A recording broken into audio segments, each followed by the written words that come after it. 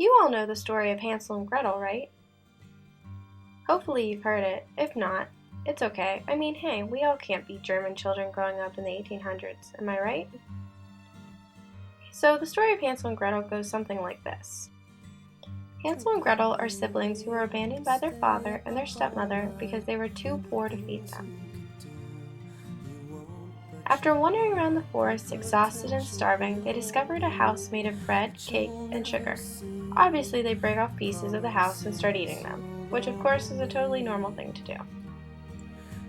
Anyway, it ends up that a witch owns the house. But when she first meets the children, she acts like she is kind and loving. She gives the children food and a place to sleep.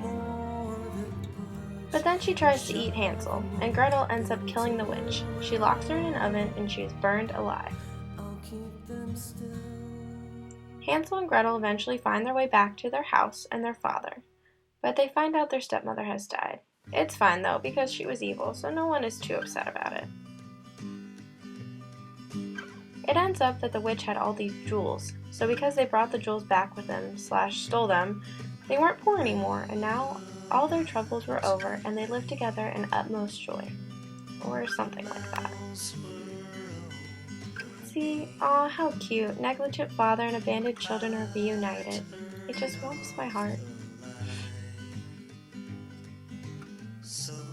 Now, most people know that story, but many people have never heard the real story of Hansel and Gretel, the story that took place after they lived together in utmost joy. After escaping from and killing the witch, Hansel and Gretel's troubles were over, and they lived together in utmost joy, until of course they entered our world. Hansel and Gretel lived together in an apartment in Boston. When they turned 25, Hansel met and fell in love with a lovely woman named Matilda. Gretel, who had never been able to live alone and suffered from flashbacks from the day she burned the witch alive, tried to scare Matilda from stealing her brother away. Gretel was arrested for slashing Matilda's tires and was sentenced to community service and court-mandated therapy. Gretel was diagnosed with post-traumatic stress disorder, and the last few months of therapy have helped her greatly. The following is a video recording of one of her last therapy sessions.